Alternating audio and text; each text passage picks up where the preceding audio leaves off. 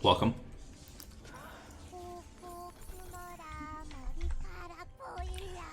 We're going to be talking about some gameplay today. Primarily with the mind of, or with the perspective of the fundamentals. Of course, discussing a lot as well what happens in the more non-physical side of the game. In the sense where, and when I say that, when I mention the non-physical in this video, what I'm mentioning is the potential of things to happen, you can call it. And that potential of things to happen, or perhaps we could call it potential of action or potential for action, is dependent on, well, a lot of variables, right? So a quick glance at this is, well, if X jungle, if jungle is doing X and our lane is doing Y, or perhaps bottom or top lane is doing Y, then what happens is essentially, Z. And so this Z becomes the opportunity or the potential for a possibility. But the X and the Y are variables that we're always mentally being aware of. And we'll talk about what this X and what this Y exactly is as we move on. And really, all it really is being able to know where the jungle is, what your jungle is doing, and what the intent is behind that. And so then when you have an intention, you communicate based on that intention. And likewise, when the opposing player sees your intention and sees the way you're communicating a certain intention, they too will then respond accordingly, and hence why we say that League in itself is a language, right? So let's go and talk about this. We're going to be playing Annie, and throughout this video I'm going to be using very simplistic champions because, well, the idea for you guys to improve is to play easier champions in the beginning and then obviously branch out to something more complicated unless you're like a one trick or something. But yeah, okay, so let's talk about this. Okay, it's Chovy Annie versus Akshan. The game is Maokai versus Vi. And so we do have pretty good potential to duel. So do they, of course. So it really does depend on the angles at which some of the players are able to catch the other person upon. And then through that, we want to look at as well what our teammates can do. So we have a 0 into Malphite, therefore we have push. Unfortunately, in our lane, we don't really have the push against the Akshan because Akshan can auto pretty hard level, like early levels, and Annie doesn't really have the power to constantly just push back immediately, and so Akshan is able to get relatively good lane states against Annie, or favorable positioning on the lane against the Annie because of the ability to just constantly auto the wave, and Annie cannot, as hard as Akshan could. And so therefore, perhaps we lose some push in mid lane, okay? Likewise, we look at the bottom lane. If the lane is played too deep, Nami and Yasuo can run Lucian and Yuumi down. But Yuumi and Lucian still have the ability to do some pushback. However, I'm not going to say that they are going to completely be able to simply just shove out against the Nami and the Yasuo. And so, with that being said, we can assume that we have pretty good control of the game, control of the map on both the top side quadrant and the bottom side quadrant. Okay, the left side quadrant and the right side quadrant, the you can call it whatever, top river, bottom river. And the reason we have this control is really because we have the ability to push the minion wave. So it's push the wave and then move. Push the wave and then move. Likewise, we can push the wave and move in our jungle, push the wave and move into our jungle and top side as well. And so this potential really does start mattering when you start playing higher and higher levels of League of Legends. And so you want to be aware of it.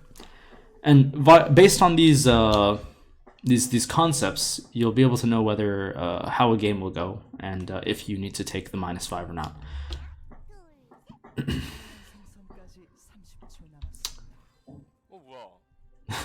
Nami, Yumi Q comes out, I guess.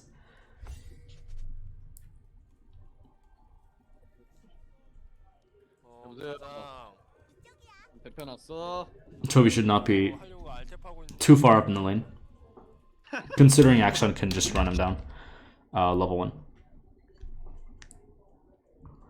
And so you can see he's just hovering the tower. I'm kind of just waiting. Noticing the Vi starting on the red, noticing the Lucian ends up showing in the bottom lane. So we can perhaps assume that the Maokai may be going for a leash topside start on the blue buff. Chovy ends up taking a pretty lethal trade, unfortunate. I don't think that Maokai is going to be looking for any like fights against the Vi early on, because he's not going to win.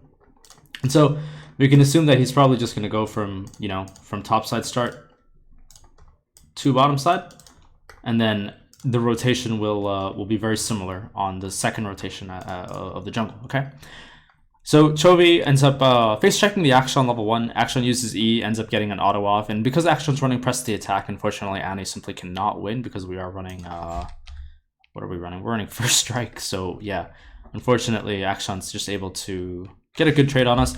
Action moving up like this for another auto, not the greatest, mainly because Annie has the auto range. And so, well, yeah, he's gonna get autoed again. So Action obviously didn't have to take those 2 autos. What he should have just done is kept retreating back and then worked on the frontline minions. And now, so as we discussed in our previous videos, we talked about something called pattern of thinking, and the game being a very repeatable sequence at which what ends up happening to the player is you start recognizing constants within the game, and then therefore you start allocating basic thought processes or processes onto those constants. And hence, you know, eventually what happens is you just have a response against, you know, a pattern, and eventually the game itself becomes very much like a language. Because then it becomes a game of really assumptions and a game of communication between the 2 teams. But we'll talk more about this later. Now, in this freeze frame, the most basic concept that I want you to simply be aware of and be thinking of right now is 2 things from our assumptions of what we have seen so far. The first is where the enemy jungle has started. Well, we know he's most likely topside, because Lucian ends up showing. Of course, we're still going to pay attention to what Maokai wants to do, just in case we want to see who ends up showing late to lane, or if anyone is chunked because of the leash via mana. And we also want to use and apply basic logic to the situation, because we see that Maokai starting topside is quite logical. If he had done the opposite, then he would be pathing to a lane which otherwise has absolutely no control. Hence, we talked about the fact that Azir has permanent push onto the Malphite early on, and even later on. And so Maokai can't simply just walk up and do something in the top lane, and therefore starting top and pathing down to a lane at which perhaps the scuttle could be contested, although unlikely, more reliant on Action's push than bottom lane's ability to push, could, however, still pose as an opportunity for a successful scuttle crab at 315. Or 330, sorry. I know it's changed now. And so we don't have to be thinking about all of that. We just have to know that Maokai is starting topside, and we need to work on the 3 frontline minions, because Action has a lot of push against him. And so all we need to do as Annie is just work on the 3 frontline minions and not get traded on too hard. She goes in front of their auto. And now all Chovy needs to do is just auto the front lines. You see that he's moving up. He's moving up because he knows Action does not have the E available. And we know that he's also going to be going in for this CS here. So Annie's looking for an auto attack. And likewise, what that'll end up doing is, let's say Annie does actually get the auto attack off. Well, at that point, the 2 frontline minions will catch aggro. Okay, so if this auto goes off, these two will catch aggression. These three will catch aggression. This minion will end up dying because he'll kill this. She'll auto him. And then what's going to end up happening is, or the alternative where he autos her and she autos him, and then this minion aggroes him, but that doesn't matter because he's going to kill it off anyway. What ends up happening here is really then what Chovy's going to do is once the auto goes off, he's going to pull these minions back. And then he's going to work on this minion and this minion and this minion because they're the three minions that are the lowest. So that's what ends up happening here. Yeah, so Chovy backs up, Action gets the auto attack off, Chovy backs up and takes the auto onto the backcaster there. Uses E, gets the auto off, utilizing his shield, making sure that he's able to win the trade via the shield, and so therefore he's able to walk up. And again, walking up into this position and going for this auto is really onto the basis of this minion, really, right? Because we know Action's going to walk up to this to hit this minion. And so when Action walks up to hit this minion, well, he can only really do it from a number of locations, right? One being here, one being here, and one being maybe around here, which means that regardless of whatever situation Action or whatever location Action sits in, he's still going to be in a proximity where Annie can use the E shield and then get an auto attack onto him. Likewise, then again, using the aggression she generates from the auto attack with these two melees and this melee to then pull them back to bring her closer to him. And then, you know, she can then work on the three minions circled in the pink, because again, the goal, the main concept to take away here is to kill off these minions. Action responds with E. Chovy takes a trade.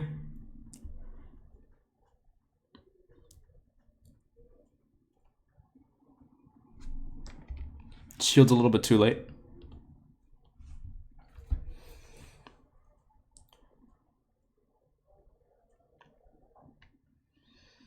As you can see, he's running the biscuits, which is pretty good against Action considering he's going to be losing a lot of HP. Manages to dodge the Q. And now all we're doing is trying to make sure we're last hitting in our tower. And so as we can see that Action actually ended up crashing the second wave, which means he's not most likely going to look for a base here.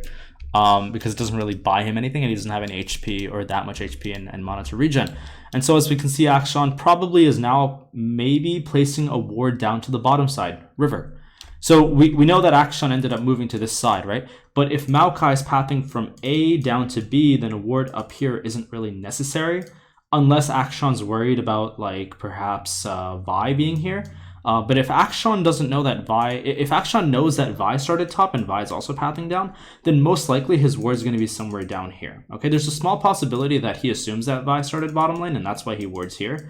And if he does end up warding here, then you can assume that maybe he thinks Vi is up here, which is like really not true, right? Because we know that. But for the sake, okay, so yeah, we can see that he's moving up to the top, finds the Vi. We know that the Maokai is probably pathing down to the bottom side as well, as we discussed earlier. Looking for an auto attack, trying to get as much damage off as possible. And now, as you can see, the Q is about to come off and we're about to dodge it. So unfortunately, we end up using E and having to run. Don't have a choice. And again, I want you to be very careful. Is like, how is Chovy able to get all the last hits without missing them? You have to make sure that when you're CSing, you're looking at these small little balls of like attacks, energy, or fire, whatever they are. I don't know what it's called. But you know, you want to time them basically, right? So here, I'll give you a very good example here. So you know that two of these minions, two auto attacks, we'll call them auto attacks, right, are hitting this minion here, plus the cannon. And so therefore, two auto attacks plus the cannon will kill it. So we have to, we go ahead and Q. Now what's happening is we see that this minion has launched this auto attack onto this minion, which means that the next, basically after this attack goes off on this minion, Chovy can last hit it. This is also what you can do if you're Action, right? Let's say, well, not at the moment, obviously, but let's say you're here as Action, and let's say Annie's on cooldown or whatever, right? And you want to take a trade. Well, you want to trade based on when Annie steps up, and therefore when you see this auto attack about to hit this minion, you know that she's going to walk up for the next last hit, and therefore you can then time it. This is really hard to do, but consistently it is very doable. And so as you can see, the Q goes off. And again, now we have these minions attacking this minion. So we want to count, okay, well, 1 auto plus 1 cannon auto is enough to kill it. So now notice what's going to happen. 1 auto, 1 cannon auto, and now we launch Q. And so eventually, as you begin to master your champion, you'll be able to, well, you'll be able to time the last hits, and then it'll get to a point where CSing is very natural for you to do. Now, this is very interesting, right? Because Maokai is probably down here. And so what's happening here is this guy, he definitely placed his ward, but I don't think he knows that Vi is behind him. And so because this is the case, this opens up an opportunity for a very easy flash play. Not from the side of Annie, but getting the opponent flash out, right? Because again, if Vi walks like this, well, what do we want to do? What do we want to do is we want to stand right here. By standing in A, it's going to essentially force Akshan to stand in B. Okay? If we, however, stand in C, maybe Akshan ends up moving towards D. This is not what we want, considering the angle that Vi wants to come out from would be here. And so if this is the angle, then this angle is a lot more easier to attack B on than D. Because Akshan can walk away. He can see the Vi coming out, and therefore he can walk away. But it's a lot harder for Akshan to see Vi coming out of the shadow like this. And so, by positioning in A, we're able to launch Akshan to the B side, and then hopefully we can look for something. And of course, this may not even happen. Maybe Vi just walks in to top side. And if Vi walks into top side, and she sees the Maokai, well then our initial assumption that Maokai was bottom side was wrong. And therefore, now what ends up happening is, well, now we know Maokai started bottom side. Maokai ends up top side. And now we know that at 4:30, Maokai will be back to the bottom side. And we know that if Vi does look for an invade here and finds the Maokai, well, we're going to win because we have Prio, as we discussed in top side. Now, we don't have Prio in mid. We talked about that. And the reason is because Akshan can shove out Annie a lot harder. Right? So one of two things can happen, really. Vi either walks up and finds the Maokai, and therefore now our initial assumption that Maokai started top based on the fact that this guy didn't show and bottom did, or Vi walks into an empty jungle, and our initial assumption that Maokai is bottom is now 100%, which means now that Maokai is probably running to our blue, which now means that, well, we have a number of options. We can actually, we can just forfeit the blue. We can say, okay, well, Vi made a mistake, and unfortunately, nothing we can do. Or we can go and we can stand right here, and Nami can walk, and then Vi can walk, and we can stall, and we can protect our blue buff, because the wave is coming into us anyway. We're not afraid of anything. Of course, when we think of the game in that term, then we have to assume that perhaps Maokai and Akshan and Lucian and Yumi decide to say, okay, well, let's fight. Well, if that's the case, and they're able to get the upper hand on them, well, now they have to retreat from the bottom side of the jungle. Okay? So, keep into account not everything. You don't have to think about all of this stuff when you're in the game. But you do have to play the non-physical. And when I mention the non-physical, this is exactly what I'm talking about. The game of, well, enemy jungle is doing X, my lane is doing Y, and therefore Z is now the play. Now, we talked about, the variables. Like, if this doesn't exist, then we know that he's here. And then we know this is happening. If he's here, then we win because now we know he started here. This isn't under any threat, and, well, we have priority. Likewise, none of this could happen, and Vi could just come around and gank Akshan, which was actually the best thing to do. Because if Vi just does this, well, now automatically we have priority in mid lane, which means that now Maokai, if he is here, is going to have a lot of trouble.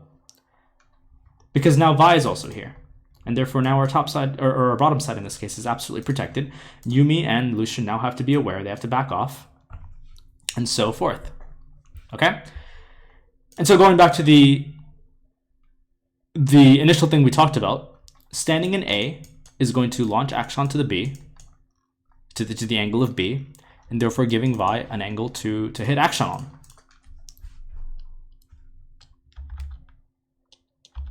So Vi does a variation of what I was talking about. And now this is actually very bait, right? Because Vi ended up dodging the ward that Akshan had placed earlier.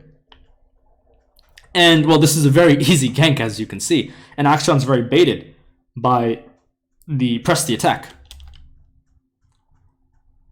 Stun goes off, and flash goes off as well, and actually ends up being a kill. Now we simply get the push out, because Akshan has teleport as well. And we don't need to get a slow push going here, considering the lane's very hard to play. It's a lot easier to just get the shove out and then base.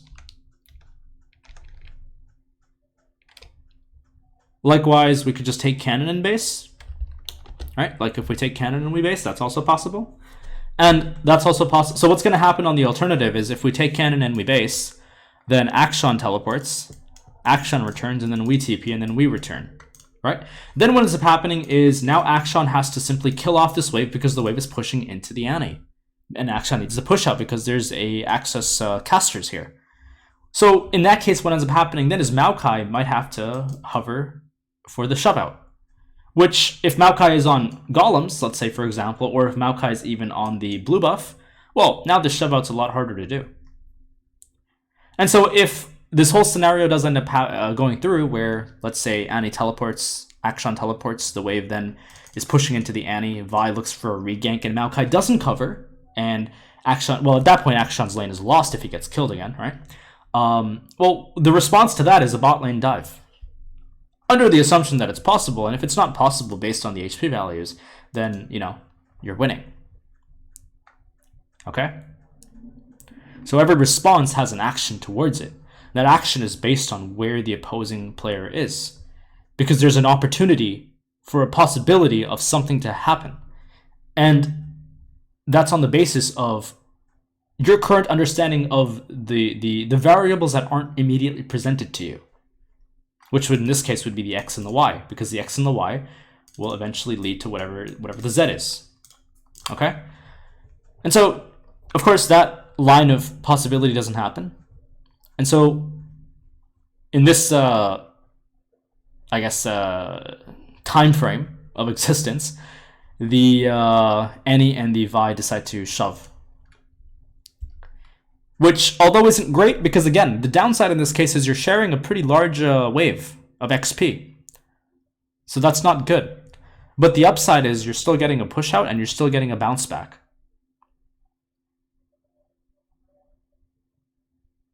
And you're getting the push out as soon as possible. Because if you don't get the push out immediately, once you've already gotten the wave, once you've already eradicated the red wave, you have to get the wave into the tower as fast as possible. You have to get this wave under the tower as fast as possible. Because if Akshan teleports and catches this next wave and then freezes it, it's really bad for you. And so once you start hitting the wave, you have to get it under tower immediately. And so the faster you get it under tower, the longer Akshan's going to have to try to hold it. So now if Akshan tries to hold this wave in order to lock it for the next wave, well, that's not going to be really doable because we have TP and Akshan's going to be chunked. As you can see again. Now, by the way, here we're just going to base, right? This is the only call. Now, we look at bottom lane. Well, we assume that Maokai is probably still down here. We assume that maybe Maokai is even invading. So there's actually a very high possibility of Maokai just showing up and maybe even fighting the Vi because Lucian and Yuumi can get there first. Maybe he tries to smite fight or something. And if Maokai doesn't show, then we assume that he's full cleared. And then he's probably going to go for the bottom crab. And he's going to go for the bottom crab because, well, he has no potential to go for the top crab. Can't go for the top crab here.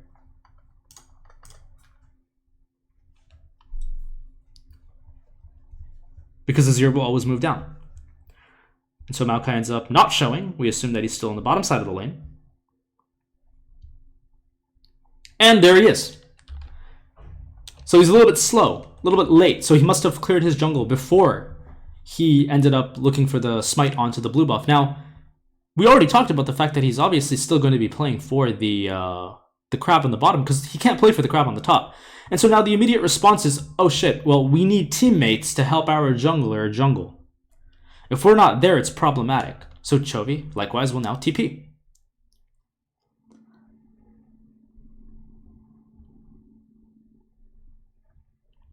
Teleport comes out. Maokai backs off. Yuumi and Lucian don't want to take a fight. Yuumi and Lucian back up. The wave is now returning back. And now again, well, what is happening next? Well, very simple. The wave is coming into us. Maokai most likely now has 24 CS. We'll assume he has 28. Let's say because he took the crab. And so now what's going to happen is, well, he is just going to base. Well, if he was to do anything other than base, well, what would he do? He can't dive bottom lane. Nami's basing, and Yasuo seems like he's quite healthy. Yuumi and Lucian plus Maokai not really going to have the greatest ability to just dive the Yasuo. It is a possibility if there's a big wave, maybe, but it's highly unlikely. And so, of course, we can confirm that question by just panning over, and hence why F keys and looking around the map is really crucial, right? And so Maokai can really do one of two things. He can either go down here and hit Yasuo, which is quite risky, because in order to do this, he has to assume that Vi is going like that. Under the assumption that Vi has given up her Gromp and is running to the topside crab, yeah, this could be possible, but it's a little bit dangerous. The alternative is Maokai just uses his base. And when Maokai bases, well, he's simply just going to run up like this. And then he has time, because his topside camps will spawn at around 430 mark. But by Maokai going into this position, it's a little bit risky, because now again he has to start fighting. Because Vi will move, Azir will move, and even though Annie's under tower, Annie can still eventually move. And so it's a little bit dangerous. And so the best call at this point here is to simply just base. Maokai will not be showing, unless he tries to dive the Yasuo. As you can see, the Maokai actually was thinking about it, because look at the minimap really closely. This is things you might be missing, right? Look at the brush in bottom lane next to Yasuo. Maokai actually used a sapling. So he was actually considering the dive.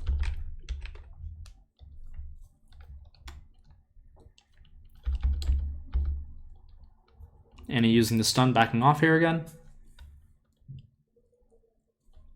And now we can see that Maokai decides not to dive, because it's not going to be possible. And so he chooses to now base, which means that he's most likely now moving back to the top side of the map, or he's just finishing. So he's probably finished the Gromp, and then he's just basing and he's moving to the top side of the map.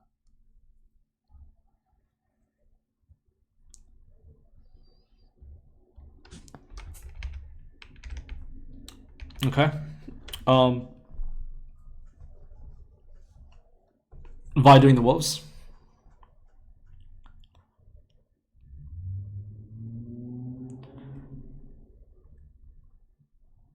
Setting up the minion really nicely. By the way, is Annie there? Notice what he does. This is very subtle, by the way. But once you start getting better at your champion, you'll know. He knows that he's not going to kill this minion off, and so he actually ends up hitting it. And so he uses the he uses his then Q to get it. But he wouldn't have gotten it had he just Q'd immediately first. He would have missed it, most likely. And so he actually sets it up really nicely there. These are just small nuances that you might eventually start mastering as you play more and more of the champion. And now the next wave is arriving, and so now Chovy obviously just looking to thin the wave out. Maokai most likely to the top side of the map, staying away from the Akshan. Not looking to trade, obviously. Akshan is quite strong. Writing down the summoners. And now here, the intent is really simple. It's to take this cannon wave, and it's to crash the whole thing. Crash the entire thing into the Akshan. And now here we want to start spamming our abilities. Just want to get it under tower. We know that the enemy jungle is now topside. We know that Azir is quite immortal. And under the assumption that Azir wasn't Azir, and Azir was someone else, and Malphite was somebody else, and the possibility of a gank were to be possible, or can happen, and our top laner may die, well, in that case, you want to spam ping, or at least ping that Maokai is somewhere topside, and this is possible. In which case, eventually, then the Vi would end up, hovering for the 2v2 or something, right? Of course, being aware that perhaps Akshan could also move, so you want to be aware of that. Now, here, it's a bit dangerous, actually, what Chovy's doing, because we know that Maokai's probably topside. So now, if I'm Chovy here, I'm not really pressing to the top side of the map to shove the wave. I'm actually just going to crash the wave from the bottom side of the map. So this is a little bit dangerous, what Chovy is doing. So there's a possibility that Maokai just shows behind the Annie here. So if I'm Annie, I really am not over here. I'm always over here. Okay? This is better. This is not good. The reason this isn't good is because we know where enemy jungle should be. Should be somewhere here. Vi is too far away. If your Vi is on your golems, your Vi is really not next to you. Of course, maybe on red buff we can consider that yes, we have a stronger top side. Or let's use in terms of left and right. Because when I say top side, bottom side, maybe you're thinking top side, bottom side. But when I'm using left side, right side in the lane, in terms of mid lane, I'm literally talking about left side, right side, right? So in terms of left side and right side within the lane, we know that Maokai is somewhere top side, which means that he'll be coming from the left side. And so positioning in the left side is not great. Now, of course, if you want to incite or if you want to entice a 2v2, perhaps you can bait by being on the left side temporarily to get him to attack you, and then for you to then win, because then obviously Vi would be somewhere here or here, and you know, you'd be looking for that 2v2. But that's not the case considering Vi's on golems, and therefore standing on the left side is very difficult to do. It's really dangerous to do. And if you do this, Maokai may show up. Dodges the Q, gets the trade-off. And now he's just going to look to crash the wave. Make sure you crash the wave. Good. If you have a ward, by the way, I know Chovy doesn't in this case have a ward, but if you do have a ward, you position the ward down and you drop it into the Raptors. Because, well, what's happening after 440? Right? 430, his top side's up. Fast forward a few more seconds, well, now Raptors are going to spawn soon. Which means that if Maokai is moving, eventually he's going to go like this, and so you'll spot him here. This is very good because it opens up opportunities for you, for your jungler, if, well, not in this case, obviously, but perhaps your jungler can then attack Raptors if she sees Maokai on them, right? Now, that's not happening here, so you want to be aware. Again, here, really crucial, the auto comes off because we know Action's going to go in for a minion. He knows he's going to go in for this minion. And therefore, Annie autos. And this is the point at which you don't want to just be walking around and doing nothing. Right? Because either you're hitting the Action, or you're basing, which I don't agree with because you have really nothing important to buy, or you're moving. Like, there's only like into river for like wards or something, right? Which most likely there won't be any wards there because, you know, the likeliness of any vision on the bottom side is highly unlikely. Because Maokai is just not down there. Maokai was up here, he's moving down, and he might show here eventually, right? Because it's 446. 430, he showed topside, he cleared his camps. Not entirely sure what he's doing. In bottom lane. I can't see what's happening in bottom lane, I'm sorry, I'm trying to see. He's going to show up bottom lane, not yet, but he will show eventually, but I'm just trying to like, the icons are so small, you know? And it's really hard because Chovy never looks bottom lane, but that's okay. Anyways. So, gets the auto off based on that minion. Again, the positioning is via the minion, right? So, very important to understand, your position to stand in the lane is in relevance to the minions that your opponent wants to hit. Okay? And so you want to hit them when they go for your minions, but you want to stand in an area where you can do that effectively.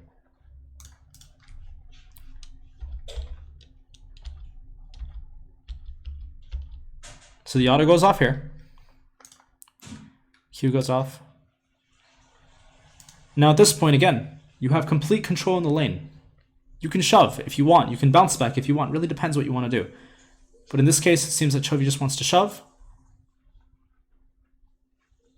Which is fine. If the cannon wave is coming next, then that's a base timer for you. Right? That's lucidity boots. That's an item.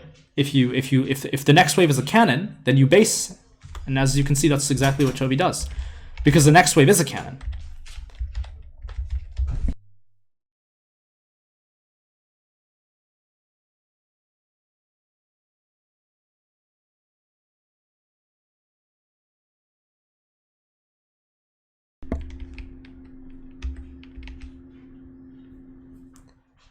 Opts to stay for some reason.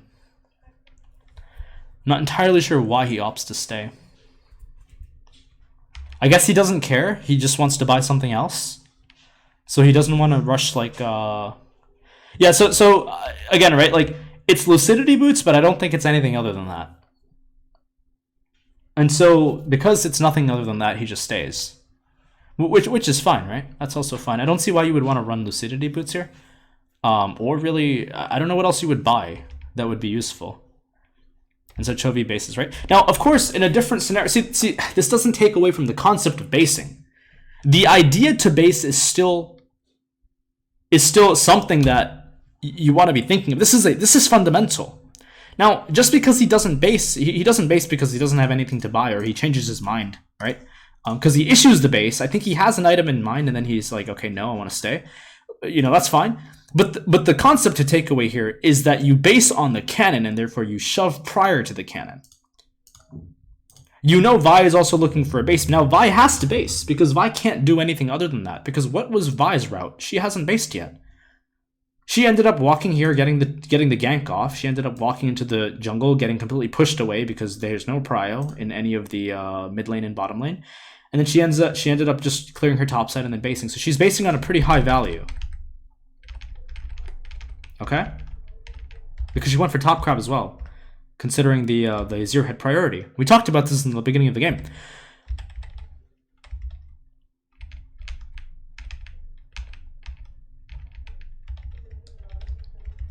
And so now Vi issues the base. And at this point, well, what are we thinking? Well, Maokai is probably bottom side, but what can Maokai do? Nothing, really.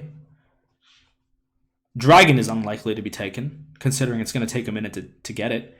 The bottom lane on the enemy side doesn't want to do it, considering they have a wave to go to.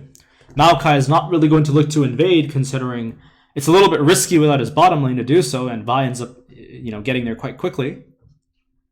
And so Maokai is probably going to just take his bottom side, drop some vision around. Maybe he'll chill out in the brush for a little bit to see what's going on. Then he'll probably just base, because the only other call for Maokai at that point is just to issue a recall. Which at that point, he'll then, again, we talked about the game being a pattern. He's going to base and he's going to run back topside. So we stay. And now if Maokai is going to gank the lane, it's going to more than likely be mid, but doesn't seem like that's the case either.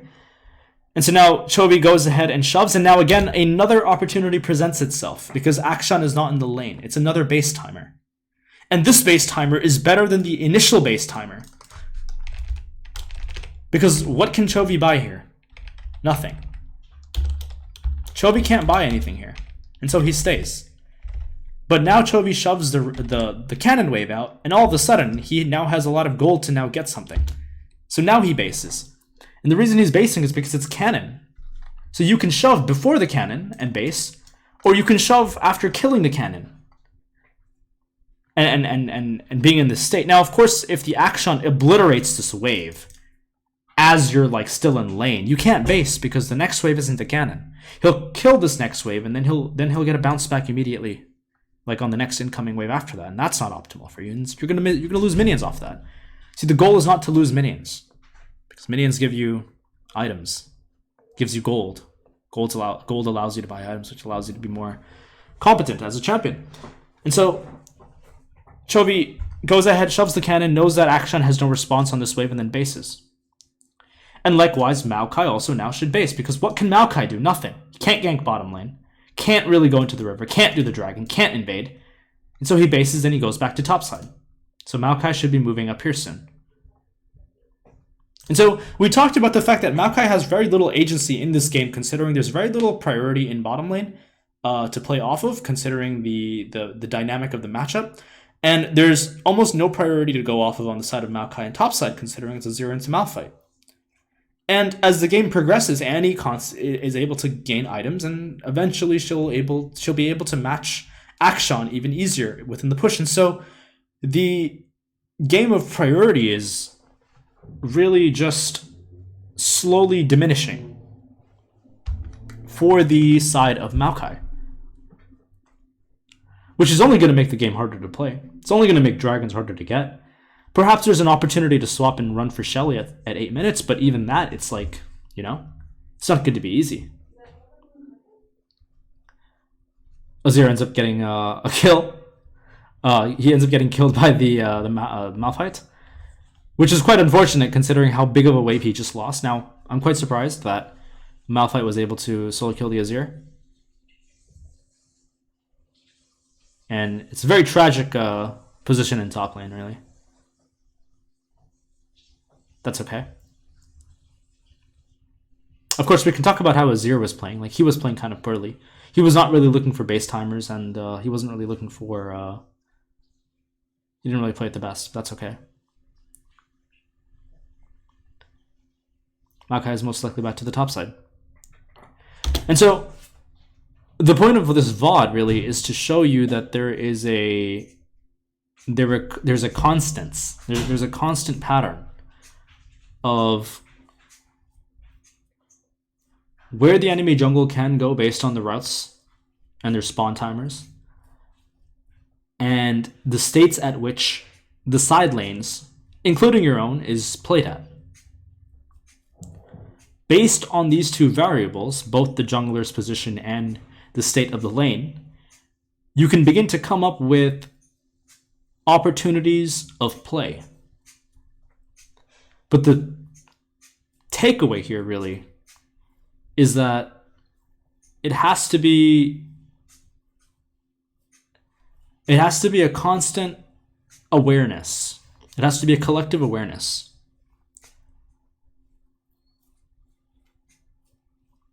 Okay? It has to be a constant awareness of these two variables existing.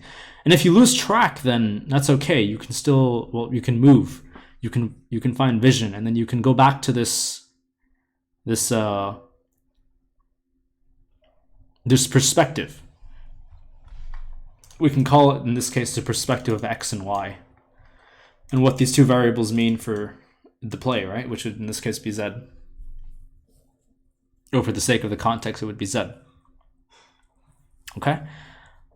And so we'll continue to go over more gameplay. This is a very short video I just wanted to put out.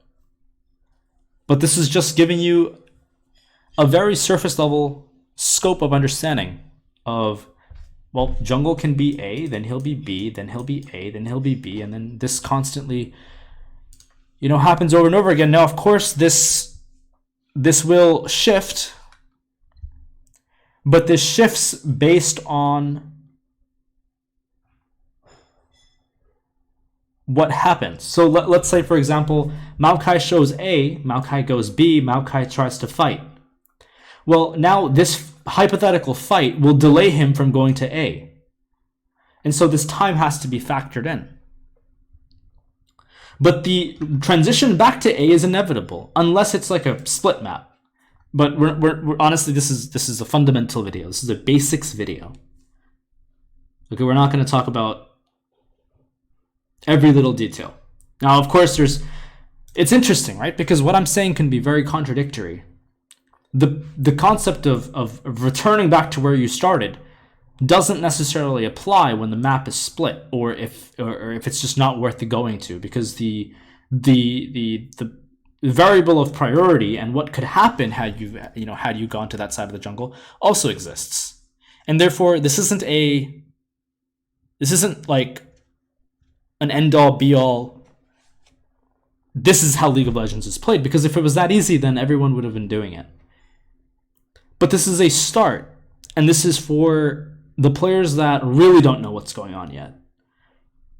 That there is a constant pattern which you can now recognize over time.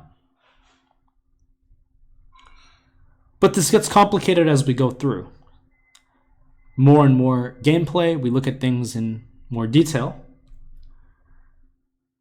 But for the sake of not coming off in a very overwhelming type of way, it's very important that we understand the dead basics of the game. And this, again, has really nothing to do with the champion you pick, and I highly advise you that the champions you pick should be very easy, very simple to play, and I myself will be showing you games unranked all the way up to Grandmaster without the need of mechanics, only the simplicity of understanding the non-physical of the game, which in this case would be the two variables we talked about, x and y, and having a very slight competency on mouse and keyboard, because that is required to some degree when you play the game, right? You can't just be completely dead on your keyboard. You have to have a little bit of APM and a little bit of competency to move. But we can't classify this as mechanics. And so when we look at the game from this perspective, what we see is the barbarian, right? So who is this barbarian? Well, that's the silver, gold, platinum player, the diamond player, that they pick these overly strong champions and they brute force the lane, and they do so without thinking, and eventually they get stuck. And they do quite well early on because their champions are very strong. Because you've probably been in situations where you're like, wow, I'm not really losing to this guy, but I'm losing to this champion. You know, this guy might be really bad, but this champion is so strong. And so these barbarians, we'll call them, they'll play these champions that will brute force the ladder, but because they don't have any concept of the game, they have no comprehension of what they're playing, they end up getting stuck. Right? But